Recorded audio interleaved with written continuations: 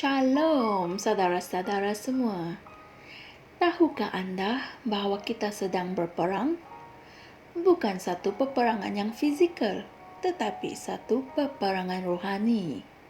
Dan kita memiliki senjata-senjata khas untuk peperangan rohani tersebut.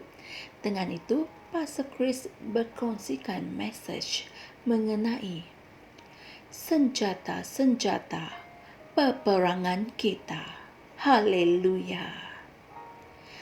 Ayat Injil pembukaan kita dipetik dari 2 Korintus 10 ayat 4 yang berkata, "Kerana senjata peperangan kami bukanlah senjata duniawi, melainkan kuasa Allah untuk meruntuhkan benteng-benteng." Amin. Senjata-senjata peperangan kita adalah kuasa Roh Kudus untuk meruntuhkan kubu-kubu kegelapan, yaitu seperti kubu-kubu mental, fizikal, intelektual atau kewangan. Apabila kubu-kubu dibina bertentangan dengan pekerjaan Tuhan, rumah Tuhan atau pelayanan Injil, maka kita menggunakan senjata-senjata kita. Puji Tuhan. Tidak ramai orang Kristen yang menyadari bahwa kita sedang berperang. Namun Alkitab memberitahu kita untuk memperjuangkan perjuangan yang baik, seperti yang tertulis dalam 1 Timotius 1 ayat 18. Dalam ayat Injil tema kita, Alkitab tidak berbicara tentang senjata-senjata peperangan Yesus, bukan, tetapi peperangan kami, yaitu peperangan kita. Puji Tuhan. Syukur kepada Tuhan kerana kita mempunyai senjata-senjata. Salah satu daripada senjata-senjata tersebut adalah apa yang Rasul Paulus panggilkan sebagai pedang roh, yaitu firman Allah, seperti yang tertulis dalam Efesus 6 ayat 17. Haleluya. Pedang roh itu adalah hal yang sama yang dirujuk oleh Daniel ketika dia mengatakan bahawa suatu aliran api muncul dan mengalir dari hadapannya. Hal ini tertulis dalam Daniel 7 ayat 10. Puji Tuhan. Daniel telah melihatnya dalam cara yang lebih mulia. Yohanes pula memanggilnya sebagai pedang dari mulutnya, seperti yang tertulis dalam Wahyu 19 ayat 15. Dan dalam 2 Tesalonika 2 ayat 8, Paulus memanggilnya roh dari mulutnya. Haleluya. Paulus sedang bercakap tentang aliran api yang telah dinyatakan oleh Daniel. Apabila aliran berapi itu diperlukan untuk menjadi pedang, ia akan berfungsi sebagai pedang. Apabila aliran berapi itu diperlukan untuk berfungsi sebagai roh, maka ia akan memenuhi tujuan itu. Haleluya.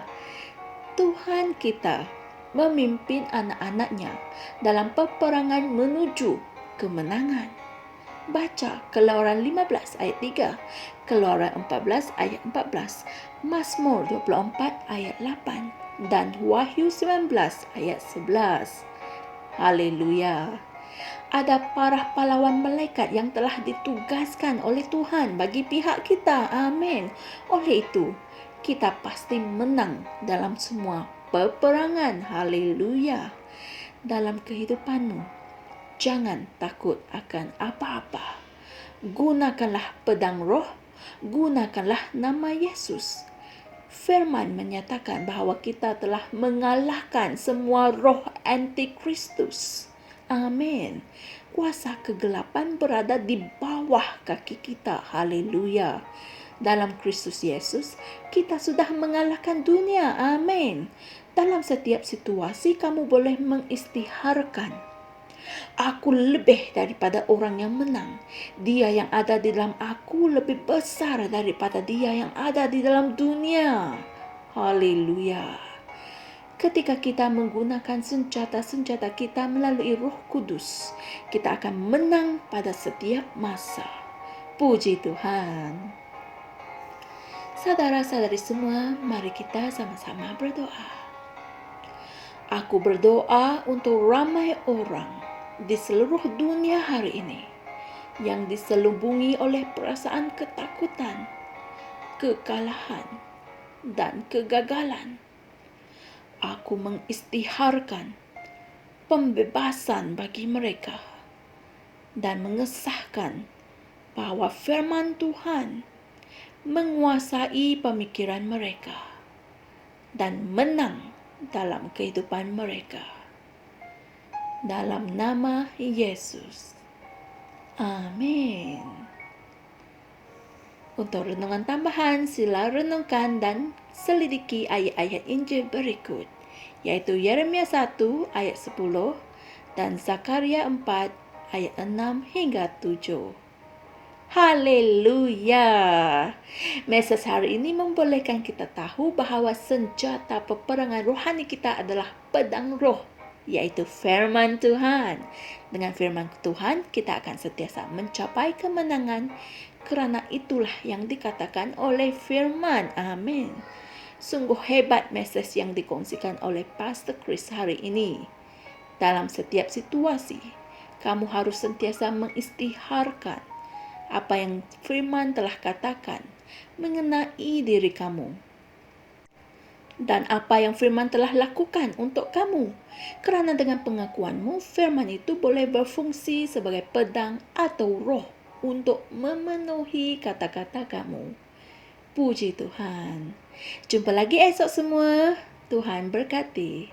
Shalom. Kami percaya saudara-saudari semua telah diberkati dengan perkongsian firman dari Rhapsody Reality. Bagi sesiapa yang ingin menjadikan Yesus Kristus sebagai Tuhan dalam kehidupanmu, kamu boleh mengucapkan doa ini bersama dengan saya. Ya Tuhan Allah, aku mempercayai Yesus Kristus, Anak Allah yang hidup dengan sepenuh hatiku. Aku percaya Dia telah mati untukku dan Allah telah membangkitkan Dia dari kematian. Aku percaya Dia hidup hari ini. Aku mengaku dengan mulutku bahawa Yesus Kristus adalah Tuhan dalam hidupku mulai dari hari ini.